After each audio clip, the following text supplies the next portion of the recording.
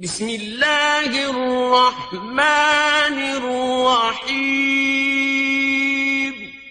اللہ کے نام سے شروع جو نہایت مہربان رحم والا. ان الحمد للہ نحمده ونستعینه ونستغفره ونعوذ باللہ من شرور انفسنا ومن سیئات اعمالنا من يهده الله فلا مضل له ومن يضلل فلا هادي له واشهد ان لا اله الا الله وحده لا شريك له واشهد ان محمدا عبده ورسوله. يا ايها الذين امنوا اتقوا الله حق تقاته ولا تموتن الا وانتم مسلمون. يا أيها الناس اتقوا ربكم الذي خلقكم من نفس واحدة وخلق منها زوجها وبث منهما رجالا كثيرا ونساء واتقوا الله الذي تساءلون به والأرحام إن الله كان عليكم رقيبا. يا أيها الذين آمنوا اتقوا الله وقولوا قولا سديدا يصلح لكم أعمالكم ويغفر لكم ذنوبكم ومن يطع الله ورسوله فقد فاز فوزا عظيما. أما بعد فإن خير الحديث كتاب الله وخير الهدي هدي محمد صلى الله عليه وسلم وشر الأمور محدثاتها وكل محدثة بدعة وكل بدعة ضلالة وكل ضلالة في النار. معزز حاضرین، صحیح بخاری کی ایک روایت میں ہے، طارق بن شہاب اشجعی رضی اللہ تعالیٰ عنہ روایت کرتے ہیں کہ ایک یہودی عمر بن خطاب رضی اللہ تعالیٰ عنہ کے پاس آیا اور کہا کہ تم مسلمانوں پر قرآن کی ایک آیت نازل ہوئی ہے، اگر ہم یہودیوں پر یہ آیت نازل ہوتی تو ہم اس دن عید مناتے، جشن مناتے. عمر بن خطاب رضی اللہ تعالیٰ عنہ نے پوچھا وہ آیت کون سی ہے؟ اس نے فرمایا الیوم اکملت لکم دینکم واتممت علیکم نعمتی ورضیت لکم الاسلام دینا. عمر بن خطاب رضی اللہ تعالیٰ عنہ نے فرمایا مجھے معلوم ہے کہ یہ آیت کب اور کہاں نازل ہوئی ہے. یہ آیت میدان عرفہ میں اور جمعہ کے دن نازل ہوئی ہے. اللہ کے نبی صلی اللہ علیہ وسلم حجۃ الوداع میں میدان عرفات میں موجود تھے کہ اس وقت اللہ تعالیٰ نے یہ آیت نازل فرمائی آج میں نے تمہارے لیے تمہارا دین مکمل کر دیا، آج میں نے تم پر اپنی نعمت پوری کر دی اور تمہارے لیے اسلام کو بطور دین پسند کر لیا.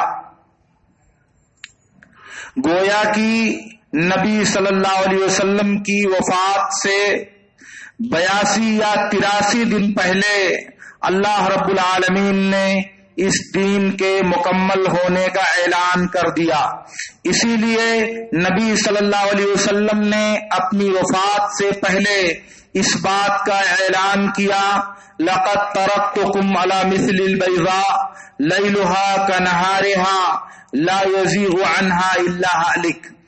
میں نے تمہیں ایک ایسی روشن اور واضح ڈگر پر چھوڑا ہے جس کی راتیں اس کے دن کی مانند روشن ہے، اس سے وہی شخص بھٹک سکتا ہے ہلاکت اور تباہی جس کے مقدر میں لکھ دی گئی ہو.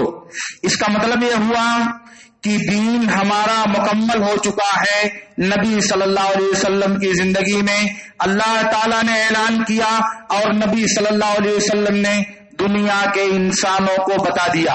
یہ ایک شرعی قاعدہ ہے اور یہ اللہ کا شکر ہے کہ متفق علیہ قاعدہ ہے کہ دین ہمارا مکمل ہے. دوسری بات یہ ہے کہ یہ دین جو اللہ رب العالمین نے اپنے نبی صلی اللہ علیہ وسلم کو دے کر بھیجا تھا، اللہ کے نبی صلی اللہ علیہ وسلم نے اس دین کو مکمل طور سے دنیا انسانیت کو پہنچا دیا اور دنیا کے انسانوں کو پیش کر دیا۔ اللہ رب العالمین نے فرمایا یا ایھا الرسول بلغ ما انزل الیک من ربک فإن لم تفعل فما بلغت رسالتہ، اے نبی آپ کے رب کی طرف سے جو کچھ آپ پر نازل کیا گیا ہے اسے آپ لوگوں تک پہنچا دیجئے، اگر آپ نے ایسا نہیں کیا تو آپ نے اللہ کا پیغام نہیں پہنچایا۔ تو اللہ رب العالمین نے نبی کو تبلیغ کا، دین کو پہنچانے کا، رب نے جو کچھ نازل کیا تھا اسے دنیا کو سنا دینے کا حکم دیا تھا۔ اسی لیے صحیح مسلم، مسند احمد اور حدیث کی دوسری کتابوں میں جابر بن عبداللہ رضی اللہ تعالیٰ عنہ سے بسند صحیح مروی ہے کہ نبی صلی اللہ علیہ وسلم میدان مینا میں خطبہ دے رہے تھے، میدان عرفہ میں خطبہ دے رہے تھے، تو آپ نے کہا یا ایھا الناس ان اللہ سائلکم عنی غدا فماذا انتم قائلون، اے لوگوں کل اللہ تعالیٰ تم سے میرے بارے میں سوال کرے گا، اللہ رب العالمین تم سے پوچھے گا میرے بارے میں، تو تم کیا جواب دو گے؟ صحابہ نے کہا نقول قد ادیت وبلغت ونصحت، ہم جواب دیں گے کہ آپ نے اللہ کا دین ہم تک پہنچا دیا، شریعت کو ادا کر دیا اور خیر خواہی آپ نے کر دی۔ اللہ کے نبی صلی اللہ علیہ وسلم بہت خوش ہوئے، اپنی انگلی کو 3 مرتبہ آسمان کی طرف اٹھایا اور کہا اللہم اشہد اللہم اشہد اللہم اشہد، اے اللہ تو گواہ بن جا، اے اللہ تو گواہ بن جا، اے اللہ تو گواہ بن جا۔ کس بات کا؟ اس بات کا کہ میرے صحابہ نے یہ اقرار کیا ہے، میرے صحابہ نے یہ اعتراف کیا ہے کہ تیرا دین میں نے مکمل طور سے ان کو پہنچا دیا ہے۔ یہ دوسرا قاعدہ ہے کہ نبی صلی اللہ علیہ وسلم کو جو دین دیا گیا تھا وہ دین پورا کا پورا اللہ کے نبی نے دنیا کے انسانوں کو پہنچا دیا، اس میں کچھ بھی چھپا ہوا، کچھ بھی پوشیدہ اور کچھ بھی متروک نہیں ہے، پورا دین دنیا انسانیت تک اللہ تعالیٰ نے، اللہ کے نبی صلی اللہ علیہ وسلم نے پہنچا دیا۔ اس لیے دوسرا قاعدہ یہ ہے کہ جو دین اللہ تعالیٰ نے نبی کو دیا تھا وہ دین نبی کے واسطے سے پوری امت کو پہنچ چکا ہے۔ تیسرا قاعدہ یہ ہے کہ یہ دین جو نبی نے امت کو دیا تھا وہ اللہ کی حفاظت سے قیامت تک کے لیے محفوظ ہے۔ قیامت تک اس دین کا کوئی شوشہ، اس دین کا کوئی جز، اس دین کا کوئی حکم اور اس دین کا کوئی بھی فرمان ضائع نہیں ہو سکتا۔ دنیا پوری اکٹھا ہو جائے اور چاہے کہ دین کے کسی حصے میں رد و بدل کر دے، نہیں کر سکتی۔ پوری دنیا کے انسان مل کر چاہے کہ دین کے کسی حصے میں کوئی اضافہ کر دیں، ممکن نہیں۔ دنیا ساری مل جائے، اکٹھا ہو جائے اور چاہے کہ دین کے کسی حکم کو کم کر دے، نہیں کر سکتی۔ اللہ رب العالمین نے کہا انا نحن نزلنا الذکر وانا له لحافظون، ہم نے ذکر یعنی وحی کو نازل کیا ہے اور ہم ہی اس کی حفاظت کرنے والے ہیں۔ قرآن جیسے وحی ہے ویسے حدیث بھی اللہ رب العالمین کی طرف سے وحی ہے۔ رب العالمین نے کہا وما ينطق عن الهوى ان هو الا وحی یوحى، محمد صلی اللہ علیہ وسلم اپنی خواہش سے کوئی بات نہیں کہتے، جو کہتے ہیں ان کی طرف اللہ کی جانب سے وحی کی جاتی ہے، تو نبی صلی اللہ علیہ وسلم کی بات بھی وحی ہے۔ اسی لیے اللہ کے رسول صلی اللہ علیہ وسلم نے امت کو یہ اطمینان دلایا ہے کہ تاریخ کے ہر زمانے میں، اسلامی تاریخ کے ہر دور میں وہ گروہ اور وہ جماعت موجود رہے گی جو اللہ کا دین، اللہ کی شریعت اور اللہ کی کتاب کی محافظ ہوگی۔ متواتر حدیث میں ہے، ثوبان، ابو سعید خدری، معاویہ بن ابی سفیان، انس بن مالک، ابو ہریرہ اور متعدد صحابہ کرام سے، بخاری میں، مسلم میں، ابو داؤد میں، نسائی میں اور حدیث کی کئی کتابوں میں اللہ کے نبی صلی اللہ علیہ وسلم سے متواتر طور سے ثابت ہے۔ متواتر کا مطلب ہوا کہ یہ حکم قطعی اور یقینی ہے، اس میں کسی تردد کی کوئی گنجائش نہیں ہے۔ کیا نبی صلی صلی اللہ علیہ وسلم نے فرمایا لا تزال طائفة من امتی ظاہرین علی الحق لا یضرهم من خذلهم ولا من خالفهم حتى یأتی امر اللہ. برابر ایک جماعت حق پر قائم رہے گی، ان کی مخالفت کرنے والوں کی مخالفت اور ان کا ساتھ چھوڑنے والوں کا ان کا ساتھ چھوڑ دینا ان کو ذرا بھی نقصان نہیں پہنچائے گا یہاں تک کہ اللہ کا حکم اور اللہ کا فیصلہ آ جائے. یہ تیسری بات ہے کہ دین جو نبی کے زمانے سے چلا وہ مختلف تاریخوں میں ہوتا ہوا قیامت تک محفوظ رہے گا. اس میں سے کوئی چیز ضائع ہونے والی نہیں، اس میں سے کوئی چیز مٹ جانے والی، گم ہو جانے والی اور کم ہو جانے والی نہیں. یہ ہمارے ایمان اور عقیدے کا جز ہے. اور اللہ کا شکر ہے کہ یہ تینوں قاعدے امت مسلمہ کے یہاں متفق علیہ ہیں. یہ اجماعی قاعدے ہیں، ان میں کسی طرف سے کوئی اختلاف نہیں ہے. پہلی بات، دین ہمارا مکمل ہے.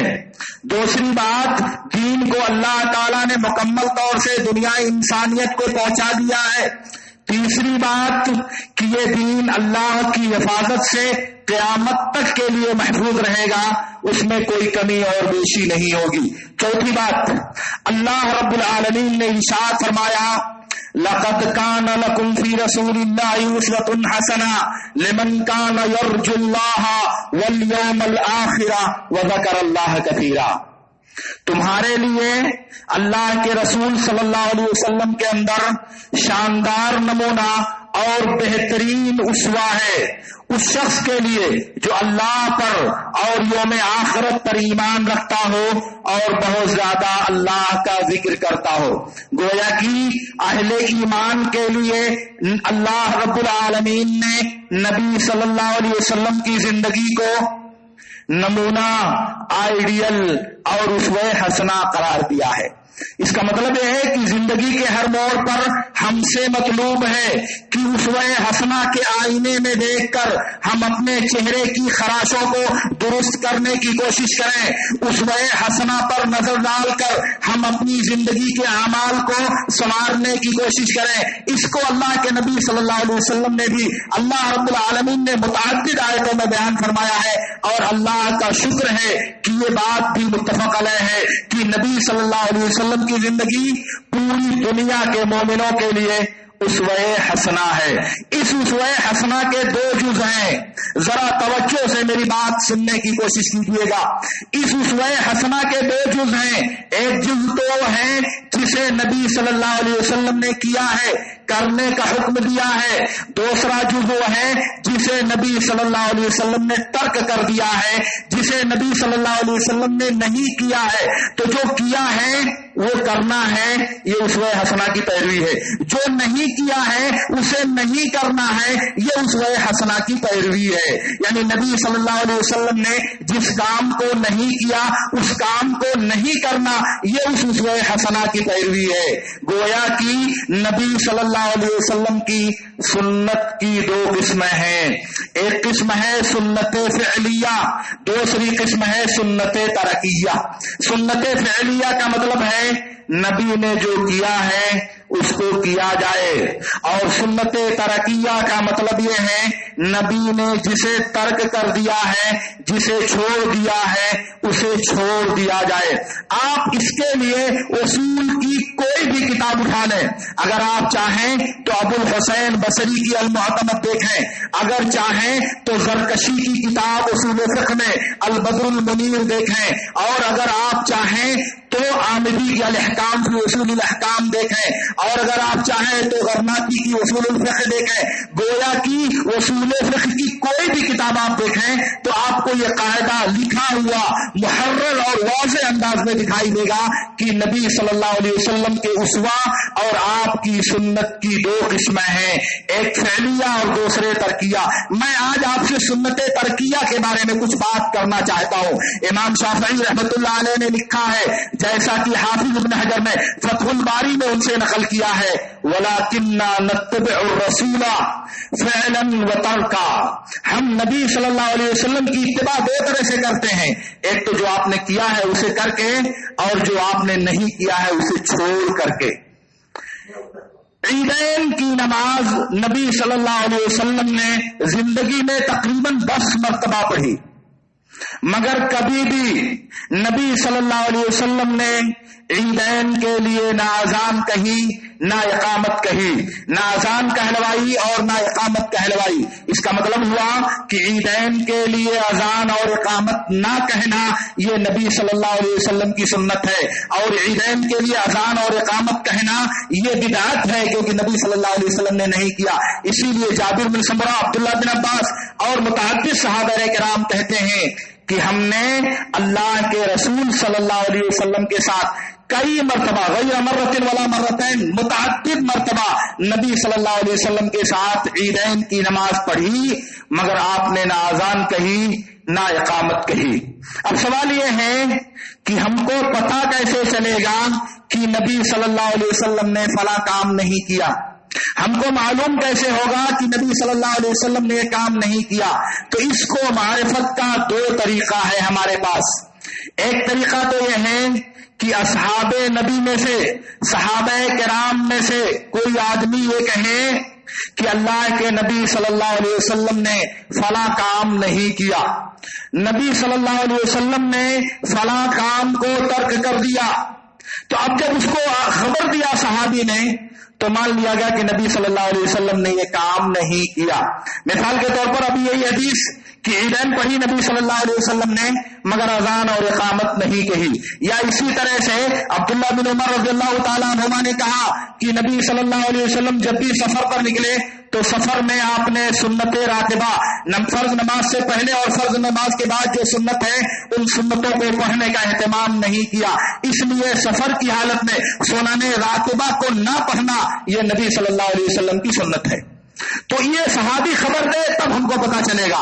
دوسری صورت ہے نبی کے ترک کو معلوم کرنے کی، یہ کہ نبی صلی اللہ علیہ وسلم کے احکام کا، آپ کی سیرت کا تتبع کیا جائے، حدیث کے ذخیرے میں نبی صلی اللہ علیہ وسلم کے عمل کی جستجو کی جائے اور اس ذخیرے میں دین کا مخصوص حکم موجود نہ ہو۔ یہ اس بات کی دلیل ہے کہ نبی صلی اللہ علیہ وسلم نے یہ کام نہیں کیا، کیونکہ اگر آپ نے کیا ہوتا تو دین ہمارا محفوظ ہے، اس محفوظ ذخیرے میں وہ عمل ملتا۔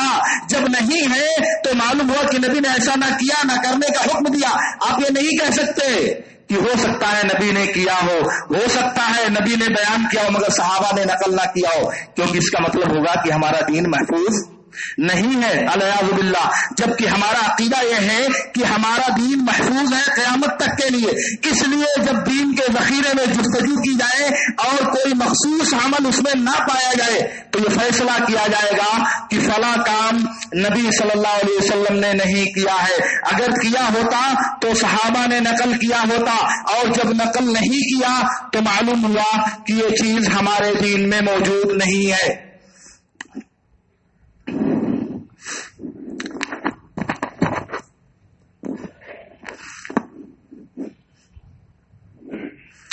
میرے دوستوں، میں آپ سے عرض یہ کر رہا ہوں کہ نبی صلی اللہ علیہ وسلم کی سنت کا دوسرا جو حصہ اور دوسری جو قسم ہے اسے سنت ترکیہ کہا جاتا ہے۔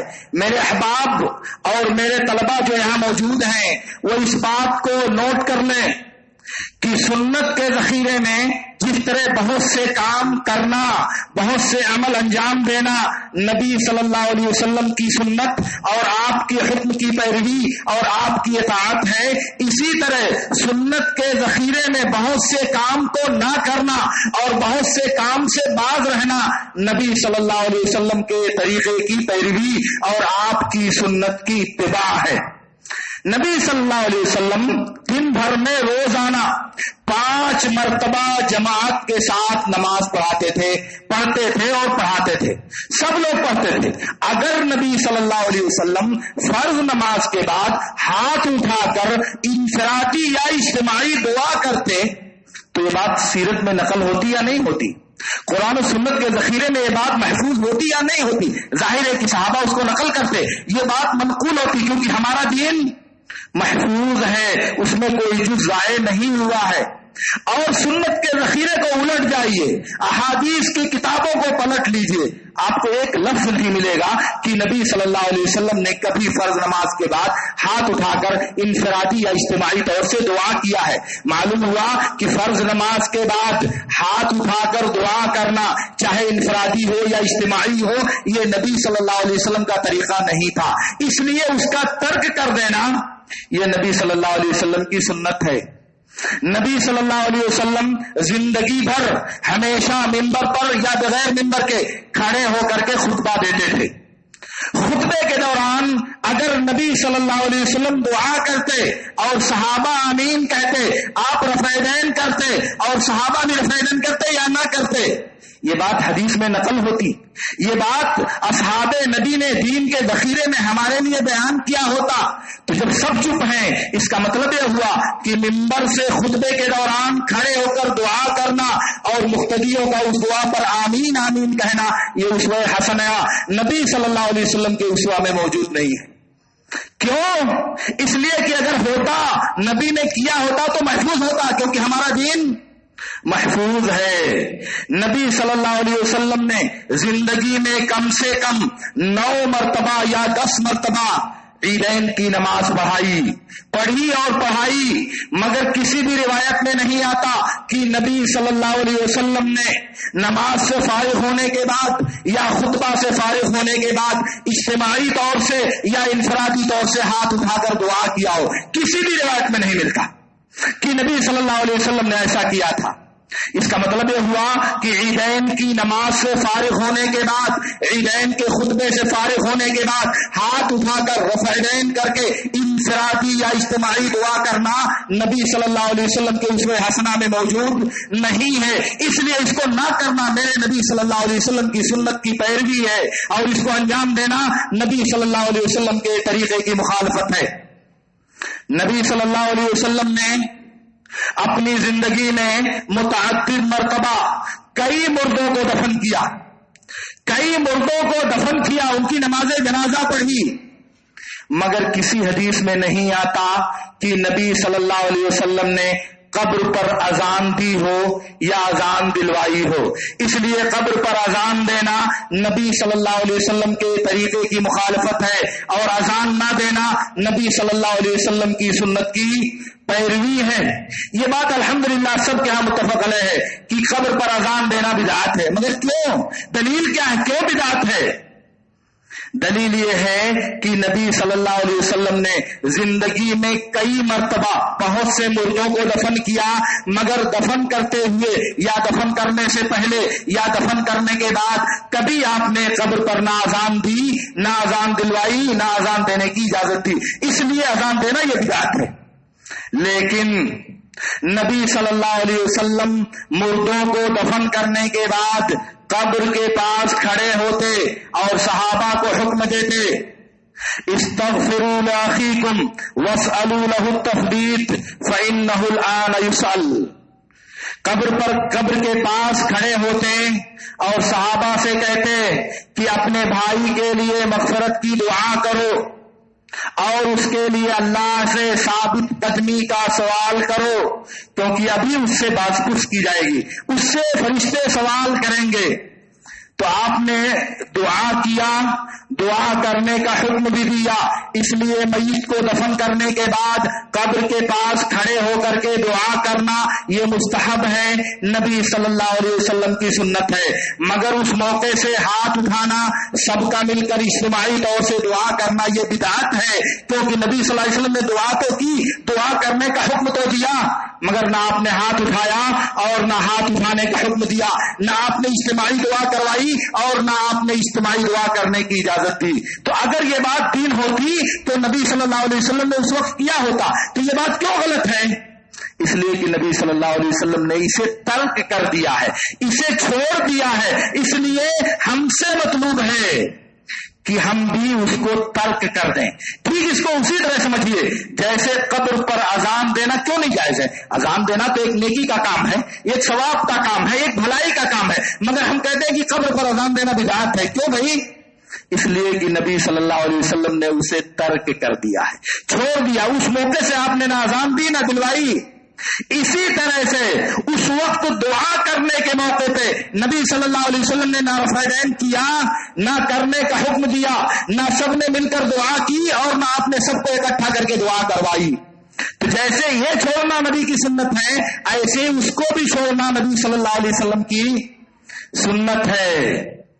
آپ اگر کوئی آدمی مسلسل سال بھر روزانہ رات بھر نماز پڑھنا چاہتا ہو اور رات کو نہیں سوئے گا، تہجد پڑھنا چاہتا ہے، قیام اللیل کرنا چاہتا ہے، عشاء سے لے کر کے فجر تک لمبی نماز پڑھنا چاہتا ہے، تو نماز پڑھنا تو بہت بڑے ثواب کا کام ہے، بہت بڑے اجر کا کام ہے، مگر کیا یہ جائز ہے کسی کے لیے کہ پوری رات سال بھر نماز پڑھے؟ نہیں جائز ہے۔ کیوں؟ اس لیے کہ نبی صلی اللہ علیہ وسلم نے زندگی میں سال بھر کبھی بھی رات بھر نماز نہیں پڑھی ہے، صرف چند راتوں کا استثناء ہے، وہ رمضان کے آخری عشرے کی راتیں ہیں، اس کے علاوہ نبی صلی اللہ علیہ وسلم سے پوری رات جاگ جاگ کر نماز پڑھنا ثابت نہیں ہے۔ اس لیے اگر کوئی رات بھر جاگ کر تہجد، قیام اللیل، صلاۃ اللیل، صلاۃ الوتر ادا کرنا چاہتا ہے تو کہا جائے گا دیکھو بھائی یہ کرنا نبی صلی اللہ علیہ وسلم کے دین میں نہیں ہے، کیونکہ نبی صلی اللہ علیہ وسلم نے زندگی میں ایسا نہیں کیا، اس لیے ایسا نہ کرنا نبی کی سنت ہے، اور سال بھر رات بھر نماز پڑھنے کی پابندی کرنا یہ نبی کی سنت کی مخالفت ہے۔ کوئی آدمی مسلسل روزہ رکھنا چاہتا ہے، بلا ناغہ سال بھر روزہ رکھنا چاہتا ہے، تو روزہ رکھنا گناہ کا کام ہے کیا؟ روزہ رکھنا معصیت کا کام ہے کیا؟ نہیں میرے دوستو، روزہ رکھنا ایک عبادت کا کام ہے، مگر سال بھر روزہ رکھنا یہ نبی صلی اللہ علیہ وسلم کی سیرت میں موجود نہیں ہے، نبی صلی اللہ علیہ وسلم نے اس کو ترک کر دیا ہے، اس لیے ہمارے لیے جائز نہیں ہے کہ ہم سال بھر بلا ناغہ روزہ رکھیں۔ کیوں؟ اس لیے کہ سنت ترکیہ ہے۔ بخاری اور مسلم کی جو روایت ہے انس بن مالک رضی اللہ تعالیٰ عنہ سے اور اسی طرح ابو ہریرہ رضی اللہ تعالیٰ عنہ سے، جس میں 3 صحابہ نے نبی صلی اللہ علیہ وسلم کا معمول جب معلوم کیا تو ان کو لگا کہ یہ تو بہت مختصر عبادت ہے، یہ تو بہت تھوڑی عبادت ہے، ویسے بھی نبی صلی اللہ علیہ وسلم کے مقابلے میں ہماری حیثیت کیا ہے؟ حدیث کا لفظ ہے کہ جب انہوں نے عبادت سنی فَكَأَنَّهُمْ تَقَالُوهَا وَقَالُوا أَيْنَ نَحْنُ مِن رَسُولِ اللَّهِ صلی اللہ علیہ وسلم وَقَدْ غَفَرَ اللَّهُ لَهُ مَا تَقَدَّمَ مِن ذَنبِهِ وَمَا تَأَخَّرَ۔ یہ تو بہت معمولی عبادت ہے، اور پھر نبی کے مقابلے میں ہماری کیا حیثیت ہے؟ نبی صلی اللہ علیہ وسلم کے اگلے پچھلے سارے گناہ اللہ تعالیٰ نے معاف کر دیے ہیں، لیکن یہ تھوڑی عبادت ہمارے لیے کافی نہیں ہوگی۔ پھر اس کے بعد انہوں نے روزہ رکھنے کا، رات بھر نماز پڑھنے کا، زندگی بھر شادی نہ کرنے کا ارادہ بنایا۔ پھر نبی صلی اللہ علیہ وسلم کو جب خبر لگی تو آپ اتنا غصہ ہوئے، حدیث کا لفظ ہے فَكَأَنَّهُ فُقِئَ فِي وَجْهِهِ حَبُّ الرُّمَّانِ، گویا کہ روئے انور پر انار کا دانہ نچوڑ دیا گیا، اتنا ناراض ہوئے نبی صلی اللہ علیہ وسلم۔ اور اس کے بعد پوری تقریر فرمائی اور آخر میں کہا من رغب عن سنتی فلیس منی، جس نے میری سنت سے اعراض کیا وہ مجھ سے نہیں۔ اور کون سی سنت ہے یہ سنت فعلیہ ہے؟ نہیں میرے دوستو، یہ سنت ترکیہ ہے۔ آپ نے رات بھر نماز پڑھنا ترک کر دیا ہے اور اس نے پوری رات نماز پڑھنے کا عزم کیا۔ آپ نے روزانہ روزہ رکھنے کو ترک کر دیا ہے، اس آدمی نے سال بھر ہمیشہ باروزہ رہنے کا عزم کیا ہے۔ نبی صلی اللہ علیہ وسلم نے زندگی میں کئی شادیاں کی ہے اور شادیاں کرنے کا حکم دیا ہے، اور اس آدمی نے کہا کہ میں شادی نہیں کروں گا۔ تو یہ نبی صلی اللہ علیہ وسلم کی سنت ترکیہ ہے، اور انہوں نے اس کو کرنے کا جب ارادہ کیا تو نبی صلی اللہ علیہ وسلم بہت ناراض ہوئے، بہت غصہ ہوئے۔ اس لیے ہر وہ عمل اور ہر وہ عبادت جس کا سبب نبی صلی اللہ علیہ وسلم کے زمانے میں موجود تھا، کوئی رکاوٹ نہیں تھی، اس کے باوجود نبی صلی اللہ علیہ وسلم نے وہ کام نہیں کیا، تو اس کام کو نہ کرنا یہ نبی کی سنت ہے۔ سن لیجئے گا، نہ کرنا یہ نبی کی سنت ہے، اور اس کام کو کرنا یہ نبی صلی اللہ علیہ وسلم کی سنت کی مخالفت ہے۔ عید معراج النبی کیوں نہیں منایا جائے گا؟ عید میلاد النبی کیوں نہیں منایا جائے گا؟ کیا دلیل ہے کہ عید میلاد النبی منانا، عید میلاد النبی منانا، شعبان کے حلوے کھانا اور 6 شوال کو عید منانا، یہ عید غدیر خم منانا 8 ذوالحجہ 10 ذوالحجہ کے بعد، یہ سب بدعت کیوں ہے؟ کیا وجہ ہے کہ ان کی یہ باتیں ہم بدعت مانتے ہیں؟ وجہ اس کی یہ ہے کہ یہ اعمال نبی صلی اللہ علیہ وسلم کی سیرت میں متروک ہیں، چھوڑ دیا ہے نبی صلی اللہ علیہ وسلم نے۔ اگر آپ کی سیرت میں یہ بات ہوتی، آپ نے ایسا کیا ہوتا یا کرنے کا حکم دیا ہوتا تو ہمارے لیے کرنا درست ہوتا، مگر چونکہ نبی صلی اللہ علیہ وسلم نے اپنے سے محبت کرنے کا حکم دیا اور کہا کہ جس کی نظر میں اور اللہ دنیا کی تمام چیزوں سے زیادہ محبوب نہ ہو جاؤ وہ مومن نہیں ہو سکتا، اس کے باوجود آپ نے ان کاموں کو کرنے کا نہ حکم دیا، نہ صحابہ نے کیا اور نہ آپ نے اس کی ترغیب دی۔ معلوم ہوا کہ یہ کام نہ کرنا نبی صلی اللہ علیہ وسلم کی سنت ہے اور اسے اپنانا یہ بدعت ہے۔ دنیا کی تمام بدعتوں کے بارے میں، دنیا کے تمام ان اعمال کے بارے میں آپ یہ ضابطہ یاد کر لیں اور اسے نوٹ کر لیں اور اہل علم سے دریافت فرمائیں فلاں عمل غلط ہے، دلیل کیا ہے؟ ظاہر ہے کہ شریعت کے کچھ احکام ایسے ہیں جن کو کرنے کا حکم دیا گیا ہے، کچھ احکام ہیں جن سے منع کیا گیا، یہ کام مت کرو، یہ کام مت کرو، یہ کام مت کرو، لیکن کچھ کام ایسے ہیں جن کے بارے میں شریعت نے عام طور سے منع کیا ہے اور کہا ہے من احدث فی امرنا ھذا ما لیس منہ فہو رد، جس نے ہمارے اس دین میں کوئی نئی بات پیدا کیا جو اس میں سے نہیں ہے تو اس کی وہ بات مردود ہوگی، ناقابل قبول ہوگی۔ من عمل عملا لیس علیہ امرنا، جس نے کوئی ایسا کام کیا جس پر ہمارا امر، ہمارا معاملہ، دوسرا لفظ ہے ہمارا دین نہیں ہے تو اس کی وہ بات متروک ہوگی، اس کی وہ بات متروک، مردود، ناقابل قبول ہوگی۔ کیوں بھائی؟ ہمارے یہاں لوگوں سے کہا جاتا ہے کہ جب شادی ہو جائے بچہ اور بچی کی تو زوجین کی ملاقات سے پہلے ولیمہ کرنا جائز نہیں ہے، بات ہو گئی۔ لیکن لوگ کہتے ہیں آپ بتائیے حدیث میں کہاں نبی صلی اللہ علیہ وسلم نے منع کیا ہے کہ شادی ملاقات سے پہلے شادی کے بعد ولیمہ نہیں کر سکتے؟ کیا دلیل ہوگی آپ کی؟ کیا دلیل ہوگی آپ کی کہ یہ جائز نہیں ہے؟ واضح سی بات ہے کہ نبی صلی اللہ علیہ وسلم نے زندگی میں متعدد شادیاں کی، صحابہ نے متعدد شادیاں کی، مگر کسی بھی روایت میں نہیں آتا کہ نبی صلی اللہ علیہ وسلم نے نکاح کے فوراً بعد ولیمہ کیا ہو یا کرنے کی اجازت دی ہو۔ جتنے نصوص ہمارے پاس ہیں سب میں یہ بات وارد ہے کہ نبی صلی اللہ علیہ وسلم نے شادی کیا، رات گزاری، پھر دوسرے دن جا کر کے آپ نے ولیمہ کیا۔ تو سنت کا تقاضا یہ ہے کہ جو کیا اس کو کیا جائے، جو نہیں کیا اس کو ترک کر دیا جائے۔ اب ملاقات سے پہلے، زوجین کے اکٹھا ہونے سے پہلے نبی صلی اللہ علیہ وسلم نے ولیمہ نہیں کیا، اس لیے ولیمہ اس وقت نہ کرنا یہ نبی کی سنت ہوگی اور اسے دوسرے دن ملاقات کے بعد انجام دینا یہ نبی صلی اللہ علیہ وسلم کے طریقے کی اتباع کہلائے گی۔